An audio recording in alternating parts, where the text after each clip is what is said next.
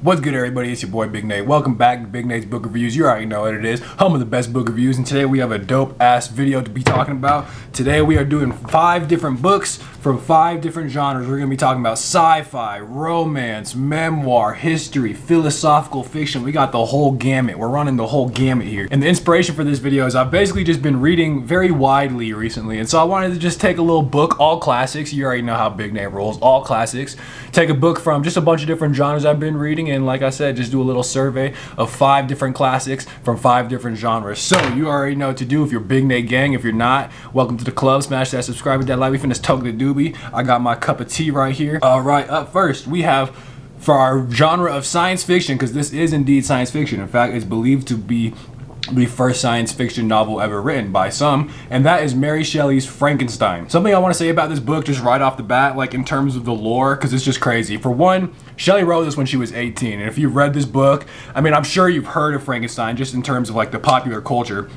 It's insane that someone so young could have written such a, just absolutely influential book. But on top of that, the origin story of this is, I think, pretty entertaining too, because it was basically her husband, John Polidori, and her neighbor, Lord Byron, and they all were just kind of getting together, and they basically made a bet with one another, a sort of challenge to just write a ghost story. Who could write the scariest ghost story? And as Mary Shelley says, that proposition was acceded to. So they all wrote a story, and just amazingly, I don't know what the other two wrote, but Shelley ended up producing one of the all-time great texts of literature, and like I said, what is argued to be the first science fiction novel ever written. So, and you can also tell at this time she'd been having conversations with Lord Byron on Charles Darwin and the theory of natural selection and the origin of life, and that comes out very heavily here. And that's basically what the book in many ways is about. It's about a scientist named Victor Frankenstein who ends up getting into the more sort of like occult, magical aspects of science, and like, studying like alchemists and the elixir of life and the philosopher's stone and stuff like that. And eventually he's driven to like this mad obsession with figuring out the origin of life. And eventually, it's not really, it's the premise, not a spoiler. He alights upon that and he figures out how to create a human being. And that, of course, is Frankenstein's monster. In this book, it's the daemon. And the daemon, far from how it's depicted in popular culture as just basically being like, troglodyte, dumb monster, Frankenstein's daemon is full of like this deep psychology and all like this just rich inner life. He has absolutely the intelligence of, if anything, his intelligence far exceeds a human being. But we get to just see, the psychology of really both of them, and like Victor Frankenstein and his daemon. And they are both, the name of the game is they both are tragic figures. They are torn apart by their misery and their agony. And it's funny because they have this sort of like loathing for one another, but just in parallel the whole time their sufferings completely mirror one another. But anyhow, I'm getting ahead of myself. That is essentially what what the book is about. And one of the first themes that especially is prevalent in the beginning of the book, because this is when Frankenstein is like getting into the science, occult aspect stuff. But that is one of the huge themes of this book. I would say, now that I'm thinking about it, like the magical nature of science. And Frankenstein describes one of his early memories when he's a kid, and basically watching this lightning bolt just tear a tree to just absolute ribbons, like just destroys the tree instantly. And he kind of like starts asking his dad about it, and then that's where he first finds out about the principle of electricity.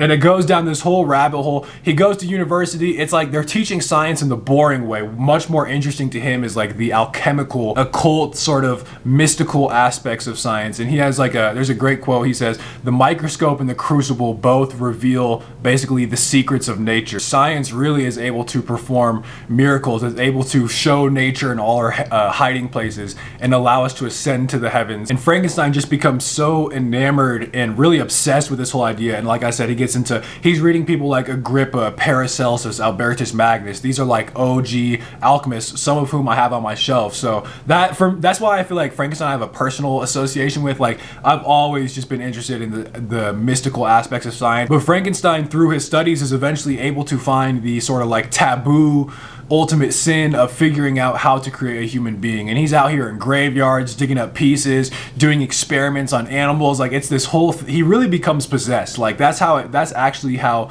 that whole sequence reads. But eventually he creates the daemon, and he realizes basically from his playing God and the events that unfold, he suffers like a massive psychological breakdown. He puts it pretty much perfectly when he says, I failed only in one circumstance, that in all the misery and anguish anguish I dreaded and imagined. I did not conceive the 100th part of the anguish he would actually feel. And he has this quote where he says, I bore with a hell within me, which nothing could extinguish. And that is almost verbatim something that the daemon reflects on, that he too bears a hell within him. Because he's like this hideous, deformed creature formed of, you would imagine, like, you know, rotting parts of a grave, completely mismatched, misproportionate. And basically he comes to life. And ultimately, he really does have, if anything, when you think about it, because he's like kind of technically human, it's interesting that he really has like the purest of intentions when he's born. And like I said, enters the world. But because everywhere he goes, no matter what he's doing, he's just simply seeking out like companionship. Everyone he meets and encounters ultimately shuns him, do violence to him. He's just, everywhere he turns, no matter what he does, he is just absolutely shit on. And there are some straight like pitiful scenes to me where at one point like the daemon runs away and he ends up coming upon like this simple peasant home out in like the rural area, and he just gets so much joy from watching this this family. He's like watching through this in his little hideout. He's watching through the tiny crack, and the level of happiness and joy he feels simply from watching them through this little, just any semblance of love. Anyhow, I'm getting carried away, but there is an interesting thing that occurred to me, which is that the subtitle of this book is A Modern Prometheus, which I think totally works with like him bringing Frankenstein to life and everything like that. But there's also a version of it, and he refers to himself as like almost, what came to mind for me was like a modern Lucifer, and specifically with Paradise Lost, which I'm pretty sure it's actually mentioned directly in this book, so I'm pretty sure it influenced Mary Shelley. But to me, Satan, Lucifer in that book is ultimately like a pitiful person who that you actually like kind of sympathize with at the end. So, and the thing with Frankenstein's daemon is he didn't even do revenge or anything really. He just came in with good intentions. And he even, when he's talking to Frankenstein at some point, he even says directly, I ought to have been your Adam, but instead I am your fallen angel, whom you shun for having done no misdeed. And he says, I, like the archfiend, bear a hell within me, which again mirrors perfectly what Victor Frankenstein himself was thinking. So obviously I'm a huge fan of this book, love the themes, love everything. In terms of critiques, however, I will say that, I mean, a lot of the book to me just felt like woe is meing and gnashing of teeth on both of their end. And at times too, low-key, it can get a little over descriptive with like, you know, the scenery and the landscape and stuff like that. But overall, I thought it was great. Also, one more thing, because I know sci-fi people actually care about this, it's not necessarily like a very realistic book. Like when Frankenstein brings the daemon to life, he basically gets scared and runs away, and somehow the daemon just escapes like this busy city completely unnoticed and like tracking down and doing all this stuff. It's, you know, it's not necessarily the most realistic, but I literally don't give a, you know, flying F about that because it's about the story. But I'm just saying because I know some people will. But anyway, Frankenstein, fantastic book. If you've read it, let me know what you think. And without further ado, let's get on to the romance section of our video. We are talking about Jane Austen's Pride and Prejudice, and to me, this is the OG enemies to lovers. Yes, Jane Austen did it first. And so this book, just in terms of what it's about, it's like kind of follows the Bennet family, I would say, which is like in England at the time, but more specifically Elizabeth Bennet. But what happens in the beginning of the book that kind of sets it up is there are some intriguing new neighbors which come to the Pemberley estate, or like whatever the fuck, like their area. And one of them includes Mr. Darcy, who is rich and he's famous, and he's, or not famous really. Well, actually bro does have clout for sure, social clout, because we'll get into that. Reputation is huge. But he also just, he's like very handsome and everything. But the thing is, he gets along horribly with Elizabeth Bennet. The two really are just at each other's throats, but as the book goes on, some new dynamics begin to come at play. So that in a nutshell is Pride and Prejudice. And yeah, so now let's get into like what I actually liked about the book. The first and foremost being the element of like wit and humor. And to me, Jane Austen is like the epitome of the idea that the highest forms of humor do require a certain level of like intelligence. Like the banter and the wit and just the quips with one another throughout this book, just between the family, with Mr. Darcy, with just everybody, just like throughout all the conversations would take place. Jane Austen just integrates, she weaves her sort of dry, witty humor throughout the whole thing. And this book for real had me laughing. I'm not even kidding. On the first page, I feel like if you're a normal person, you're gonna be chuckling already, at least if you can understand the vocabulary, but we'll get into all that. So that was like, I think one of the first things I noticed about Jane Jane Austen and her writing was just how funny it was. But of course, this book is itself truly in substance a romance between Elizabeth Bennet and Mr. Darcy. And that's where some of the best moments are, because the two of them, like I said, they get along horribly, but then they kind of start to intrigue each other. And then at some point they're just kind of like, you know, bantering, talking shit. And I feel like the trope or like the caricature of this is like in kids in middle school, you're like mean to the girl you like. But that kind of develops, I guess, in a way, potentially into adulthood, because like they're totally just talking shit. But there's this line, I think even by Jane, like the narrator, Jane Austen, whatever, that is general incivility, not like the hallmark of love. And that's what I mean by the enemies to lovers. But the whole thing really, truly, it had me cheesing, you could say. Like I was feeling giddy like a middle schooler with like this romance, gossip, this, that, and the other. But at the same time, it's like the highest class literature. That's how it feels, especially with the vocab. Okay, and now that I mentioned it, let me just get it out the way. One thing about this book is it has... Okay, so put this how I've been thinking about it. There's a rule in writing kind of where it's like if you can use a simpler word, simpler, more clear word, you should use that. But Jane Austen has the complete opposite approach where it's like if I can use a bigger, but I will stay still as precise, but like bigger, more syllable word like this, it's like literally to go on a walk, they'll be like, would you care to join me for a perambulation around the pasture? And they say, oh my goodness, what felicity that would bring me to do so. But that also just adds to the charm, and I think is even part of like the satire element of just English society at this time and the nature of marriage and like these society ladies, where I think she embodies it perfectly with Miss Bennet, who is described as being like the sole purpose of her life was just to get her daughters married, and its only solace was like gossip and news and stuff like that. And she is like a representation of all these society ladies, because like a huge part of this book is just like the rumors and the gossip and the back and forth. And another major theme like related to the society culture critique is their views on marriage are just completely backwards. It's all about social clout and like the dowry and what's the most industrious practical marriage and like, you know, reputation, it's unheard of that you would marry below your class. But the one thing that they seem to not care about is whether there's actually any affection between the two people getting married. And that's the case with Mr. Darcy, because he's like rich, very high class. Elizabeth Bennet, they're on, I don't know, would you call them lower middle class? They seem something like that to me. But anyhow, this book I got more of a kick out of than I thought I would, because I tried reading this in high school. I remember it being boring, but I just had an absolute blast with this book. The only thing is that vocabulary shit is real. Like you either need to come with a dictionary or just be ready with context clues. I feel like you can get away with, you can get the general vibe, but I do think it might be a barrier or just something to be aware of. You know, you don't want to jump in there, but somehow it still felt so light and fun along the whole. Meanwhile, like I said, I'm giggling. So, all right, up next for our memoir section, and this is the first. Okay, you know, you could call me on this. I don't know if this is a classic. Technically, I would say it's a modern classic. I think this book as a memoir is different from so many of the genre, because my problem with memoir generally is it's either like famous, important people or celebrity who like you're actually kind of interested in their lives, or like there's the other side of the spectrum where it's like something like Glass Castle or A Child Called It, where they've just endured very personal traumatic events, and it's fascinating to read about that and get those insights, everything like that. But oftentimes in both of those cases, and of course there's exceptions, but the writing isn't necessarily too great. It's more like the content of the story you're actually interested in. This one I feel like is just a really well written, genuinely like sort of philosophical book about like from that perspective brought into the concentration camps of the Holocaust. So Viktor Frankl was sent to Auschwitz. In fact, that's one of the first things he talks about, because at the time that Viktor Frankl is basically rounded up and sent to a concentration camp,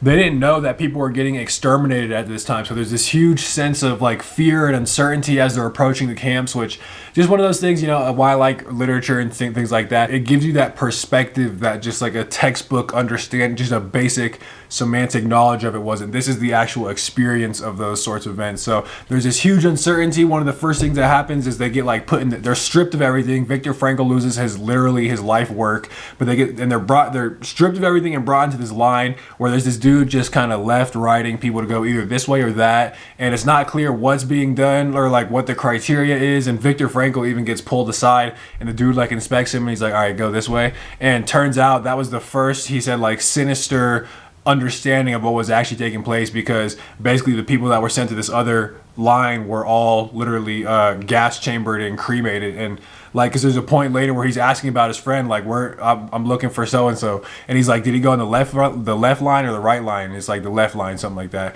And he's like, well, your friend's over there, and it's like a chimney with smoke. So that's when I feel like the realization really sets in, and he starts talking too about like other cases where there's like 12-year-olds working in the freezing cold, and there's people just watching with, like, he says, apathy, like just like expressionless really, as the black stumps of their toes are picked off by doctors by like tweezers, just like these black stumps, just really, and you know, they're starved, they get like virtually no food at all. It's like 1 ounce of bread or 1 pint of soup, I don't know, something like that. But he talks about how the body literally, it eats all the fat, and then it starts to literally devour itself, like the protein, the muscle, until he says they're just like skeletons with rags. And on top of this, like so it's like, I don't want to just like harp about it because it's about much more things. He said he wanted to talk about not the great horrors of the Holocaust, but the daily multitude of terrors. And this is just like, so I'll just finish what I was saying. Like, there was these parts where they have like edema and their legs are so swollen that they can't even bend their knee. So like, these are the kind of daily conditions of what they're living in. And obviously that brings them to just like absolute, in many ways, existential despair. And this is where the man's search for meaning, you know, the aspect of meaning comes from. And at some point he quotes Nietzsche as saying, a man who has a why to live by can bear almost any how. As long as you have a reason to live, you will find the means to be able to do it. And he talks about, you know, Viktor Frankl at his lowest point, there's these moments of spiritual transcendence where he says he feels his spirit pierce through the enveloping gloom, and there's some part where he says, to the answer of whether there's a meaning, like there's an ultimate meaning to existence and to life, he says there's like this spiritual victorious yes. That's the word he said, a victorious yes. And also this nature of love, like, not, he says, if there is salvation for humanity, it is through love, and not for like any physical person, but just pure unconditional love for, I guess, just like the human race, and him being in his own position, that makes the message all the more powerful. And the thing about Viktor Frankl too is like, he was a real deal psychologist, psychiatrist, and that's what's so amazing about this text, is you have that perspective entering in. So he has all these psychological observations. Like, by the way, when I say that, he's like, Viktor Frankl is known in psychoanalysis specifically for school of thought called logotherapy, but he was literally having conversations with Freud when he was like 16. So independent of this whole story, although really it's not, because that's where he gets his philosophy from, but kind of independent of this book and its success and everything, Viktor Frankl is somebody who is a main figure in psychoanalysis. So you have someone like that come in, and one of the first things he noticed, there's a group that's called like the Kapos, and they're basically the Jews with special privileges. And one thing that he notices is that they are way harsher oftentimes than like the actual SS guards, and they would just beat people ferociously. He said worse than the SS men did, and oftentimes the Jews at that point had fared better than they had their whole lives, like with their privileges and stuff. So, and then he has like this really interesting question that he poses to the reader. He basically says, you should not judge any of these people unless you ask yourself in absolute honesty whether in the same conditions you might not have done the same. Because when you think about it, there's nothing special about Germany, about like their people to be susceptible to brainwashing. It's not like that's a special German thing. This is just a universal principle, because millions of people either actively participated or at least sat idly by while these horrors were going on. So he challenges the reader to ask himself in absolute honesty if that's what they do. And honestly, you know, think with the way the USA is going lately, bro, it's going to become an increasingly interesting question. But another thing I wanted to talk about was, like, he notices that very quick, he says quite unexpectedly too, there is this arises in everybody this grim sense of humor, and they're constantly just like making jokes and laughing, but obviously in these macabre circumstances. But and it's something that pops up continuously throughout the novel. And Viktor Frankl basically says it's the reason for that is because humor and laughing allows you to kind of take yourself out of the situation, if only even for a few seconds. And even at their darkest times, you know, the prisoners, the captives rather, they would organize shows and put on like these whole sort of like theatrical plays so that they could to either laugh or cry anyways to forget. But on the other side of this, Viktor Frankl also notes at some point he's talking, like he's looking a dead man in the eye who he just a couple hours ago he had been speaking with. And what he notes, what was so surprising, stark what's the verb for stark, but surprising to him was the fact that he felt nothing. Like he says, like in a clinical point of view, the only thing he was sort of amazed at was his complete apathy as staring this man in the face. And everybody sort of loses their really like their emotions. I don't know, that's kind of an interesting thing to think about. But like the point being, when the Americans or whoever, I'm pretty sure it was the Americans in this case, came and liberated the concentration camps, they were kind of asking people like, you know, how do you feel? Do you feel happy that you're free?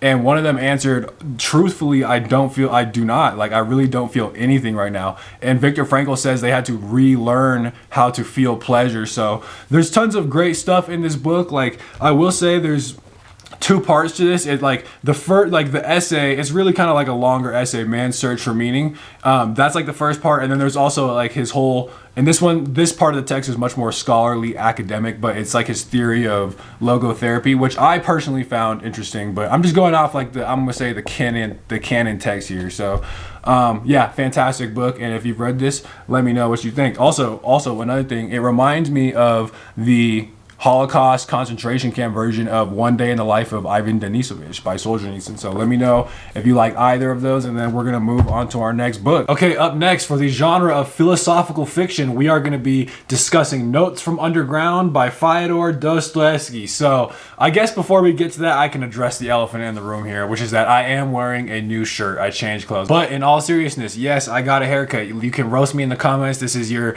Roast Big Nate free card. So basically the last video, I had to do some work stuff, and then I had a haircut, whatever, this, that, and the other, and it ended up being one of the worst haircuts of my life. I'm not gonna go into it. I'll post some pictures, but I was there for an hour and a half. It was going excruciatingly slow, and then eventually I'm just like, I gotta dip. I literally have to go right now. It's been an hour and a half, and then anyway, I ain't gonna get into it. But anyway, I was prepared to just buzz it, but I was like, my girl kind of wanted to take a stab at it. I'm like, it can't get any worse than this, so I let her cut it, and it's a little shorter than I'd like, but my bae got me right. My bae got me right. So like I said, you can roast me in the comments. We ain't gonna spend too much time lingering on it. I've saved the doobie. I've saved specifically where we were at in the doobie. I have brewed a fresh cup of tea, and without further ado, now let's get into the genre for philosophical fiction, Notes from Underground. This is like so by Dostoevsky, I've read Crime and Punishment. I've read that a few times. I've read The Idiot. I've read The Brothers Karamazov, but interestingly enough, I have not read Notes from Underground. And as I was reading this, to me, it seemed like this text really contains like the germs of Dostoevsky's many of the thoughts and themes that he goes on to develop in many of his later works. But this book, in terms of like what it's about, to me, it's kind of like two parts. The first part is we get to meet the sort of underground man, I'll just call him. And he lays out basically in like this, it ends up being like kind of like a Socratic dialogue, but Dostoevsky style. Like, so he's basically like arguing with himself, and he's an absolute tweaker, and we'll get into all that. But he's going back and forth and, like I said, debating and thinking through the ideas of things like free will and determinism, and the idea of like, the irrational man, and all sorts of different things. And so he kind of gives his, like I said, his philosophy. We get to know a little bit about the character himself, and then the second part of the book, it's like 2/3, is more so about the underground man actually out in the real world. We get to see some of his past formative memories and experiences, and I think we also get to see a lot of the philosophy that he lays out in the first part actually played out in real time. And so, like I said, one of the ideas that he gets into philosophically in the first part is the idea of free will, and most specifically, it's kind of like that classic deterministic view. Like he puts it forward where basically human beings, right, we are made of flesh and blood, and our brains are made out of biology. Everything we do, everything we think, feel, act, all that stuff ultimately will obey the laws of nature. Everything in the universe obeys the laws of nature, and because we are objects of the universe, there's of course no way around that. He even has a line. He says 2 times 2 is 4. That's that's mathematics, that's certainty. Just try and object to that. Try and object to 2 times 2 is 4. He says nature does not give a damn about your feelings. It doesn't care what you think about it. A wall is a wall, because he refers to like the laws of nature essentially as like this brick stone wall that's impenetrable. And he talks about too, like, ultimately if this proceeds, it's going to reach a point where humanity and like our actions and our behaviors will be as classified as logarithm tables, he says, and you'll know exactly how your life is going to go for the next 30 years. And again, so, and this is the thing with Dostoevsky too, I think, like especially in The Brothers Karamazov, like he seems very conflicted with it in terms of his own philosophical beliefs, or at the very least has given full thought to both sides. Like The Brothers Karamazov has one of the most like damning critiques of Christianity that I've ever read. But Dostoevsky himself was a Christian, and I argue like probably the ultimate message of that book is something like that. But Dostoevsky here is basically given the due to this idea of determinism. Like, you know, it's a brick wall, 2 times 2 is 4. There's no arguing that, right? But he says at the same time, he refuses to accept defeat in the face of the wall, and he says essentially there's nothing left to do except to bang your head as hard as possible as you can against this wall, which again represents determinism, which really represents the lack of human freedom. So his banging his head against the wall, which again is really what he does, like, you know, throughout the book, just, you know, in terms of his everyday life, he's just banging. That's seriously, if you read the book, I think you can resonate. It feels like bro is just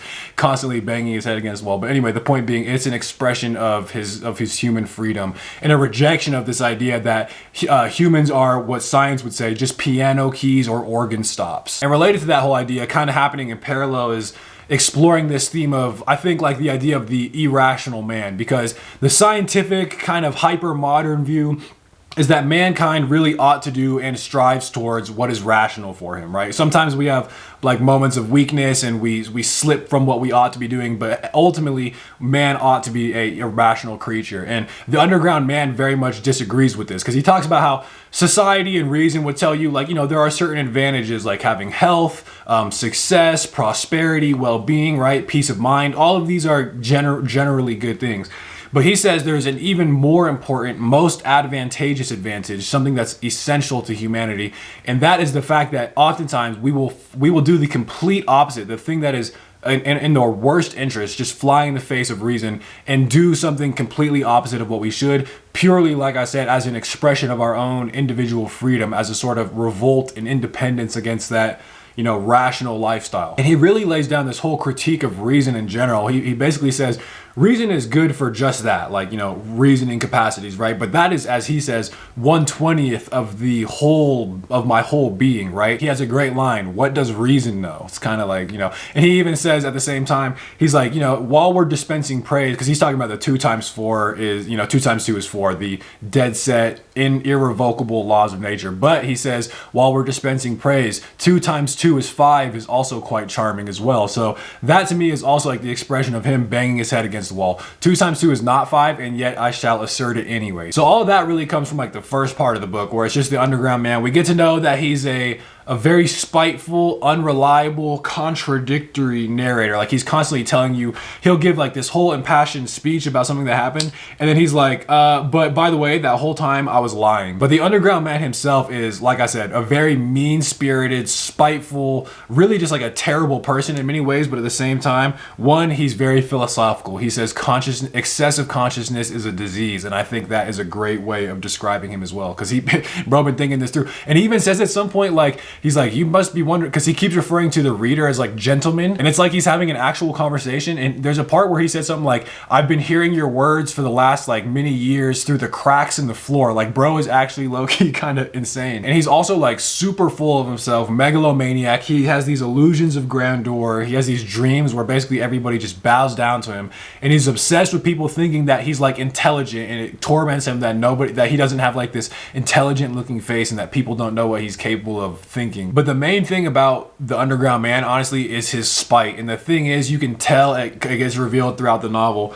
he is mean and spiteful to people really out of a deep longing of loneliness and a desire for love and to be loved by other people. And there's little signs, little vulnerabilities that come out, and I think that's what makes this, on top of just amazing philosophy, like a really interesting kind of character study into the underground man, of which, by the way, there's one within each of us. Maybe not to the fullest extent, because the underground man in this book is an absolute tweaker. Like I said, I think that is an essential characteristic about him, because one of the first things that happens is there's like this total stranger who, in a completely inconsequential like series of, bro just moves him out of the way. The narrator's in a way, he moves him out of the way, and the underground man is so upset about this that he's like fuming on this for months and months, and like waking up at 3 a.m. in hysterics, and like literally goes to the point of actually stalking this dude. Well, first he writes an expose against this man. He's like, he submits it, but exposés aren't popular right now, of course, so of course it didn't get published. But then he's also like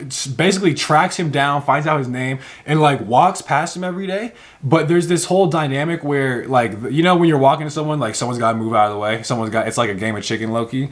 It's always him who at the last second backs out. So he starts for months this whole thing takes like over the course of like at least 2 years, and he takes an advance out on clothes, like on his salary, to get clothes because he thinks it might become a public scandal, so we want to make sure he's presentable.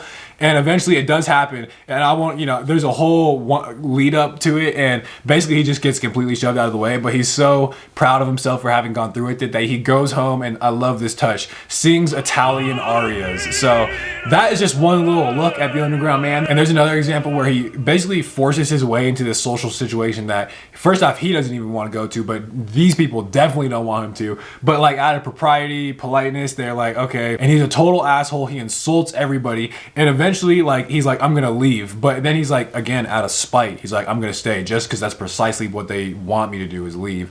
And then he starts pacing against this wall, and he's like stamping his feet, and he's trying to go super loud so that they like pay attention to him, but they're not even looking. But for 3 hours, bro, just from 8 to 11 p.m., I remember that line, he goes back and forth, and it's like his hair is clinging to his temple, and he says on 3 separate occasions he broke out into perspiration and then it dried. So that's just a couple examples of the underground man, like I said, being a tweaker. But also at some point in this book, we get to know this young girl who was sold into prostitution. I won't even get into how they meet, but her name is Lisa, and the relationship between the underground man and Lisa is, as it develops, is one, fascinating, but two, you get to see the underground man, I think, at his absolute worst. Like, he is just low-key kind of like despicable, and yet at the same time you realize, like I said, that all of that meanness comes out of a deep desire to be loved and accepted by humanity, because he does have those feelings within him. And so we get to see the underground man also at his like most vulnerable, and the ending, I think, is like just absolutely, I'm not even going to use the adjective to describe it, but I thought it was really great. It impacted me emotionally, just say that. And on top of that, there's so many really interesting philosophical ideas, and so for that reason, I officially fuck with Notes from Underground. Now, by way of critique, I will say at times it does get very rambly, bro. It's like the writing is overwrought, like it's very excessive, and just like, okay, this is doing too much. And then even at times I find it's just like literally just confusing. But overall, if you just kind of like power through that, I think don't take it too seriously, and pay attention to the good stuff. And that is Notes from Underground by Dostoevsky, which, like I said, I think contains, so if you're interested in this, would check it out, contains like the germ, more almost like raw concepts that he talks about in later books. So that is Notes from Underground. Okay, so up next for the genre of history, we have Selected Works by Cicero. And if I'm being honest, this book is probably more like a work of like philosophy, ancient philosophy. I would even say like Stoicism as well. But I'm calling it history because Cicero seriously was a major historical figure in ancient Rome. Like, he was a statesman, he was a lawyer, an orator, and of course philosopher, writer. Like bro was him at the time. He was hanging out literally with people like Julius Caesar, Pompey, Mark Antony. Well, not hanging out with Mark. He has a whole polemic against Mark Antony, but also with Brutus, people like that. Like, these are, et tu Brutus and Julius Caesar. Cicero, like, Caesar asked Cicero to be part of the Roman triumvirate, which was like the highest level of power in ancient Rome. On top of that, Plutarch also basically put respect on Cicero's name. And so, like, if that's not history, I don't know what is. But like I said, this book really kind of is philosophy. But he talks about a bunch of different things. Like, he has an essay on old age. He has an essay called On Duties, which is basically how to live a moral life. It's his letters. There's some political, polemic, lawyer, courtroom drama speeches. And I basically just wanted to take a couple of essays and some interesting ideas from them, and that's how I'm going to talk about Selected Works by Cicero. So probably my favorite essay out of this, honestly, is the one on old age. And I'm with Montaigne, who was kind of mentioned in the little preface for it, that he says that Cicero gives one an appetite for growing old. And if I don't have an appetite for it, at the very least, I have a completely new perspective on what is just a normal period of life that everybody, if you're lucky, will endure. Because that's what he says. Everybody from the beginning, the goal is to live to an advanced old age, and yet once they get there, he says, all they do is complain. And that's the image of like an old person who's grumpy, ill-tempered, hard to please, cantankerous. But Cicero says that's not really those are more so faults of character than they are anything about old age. And those are people who, if they are not content and have the means to live happily in old age, they would not have the means to live in any period of life. He said any period of existence for them will be wearisome. And they are the same ones who would be complaining if they live to be 800 just as much as if they live to be 80. And he talks about how, like, really we should not lament the passing of adulthood into old age any more than, you know, a young adult laments the passing of childhood, or entering middle age, the passing of young adulthood. He says, nature has but one path which cannot be traveled along more than once. And the way Cicero talks about old age too, that's where Montaigne says he gets the appetite for it, because he basically says you get to spend the rest of your days in, you know, peace and tranquility, and he just does philosophy all day. And he talks about Plato, who was 80 something and still writing, and he says how, like, you no longer have to deal with the passions of everyday life, you know, like sexual passion or ambition or social reputation, or, you know, any of those, all those things that concern the young man, those are no longer, you know, of your concern, and you can just sit back and be an old person. And, you know, this is like the modern dream. You get to retire and you get to dedicate yourself to all your own interests and pursuits, and this is the time where if you play your cards right, you really can do that in this sort of the final hours of life, because he talks about life as basically like a season cycle.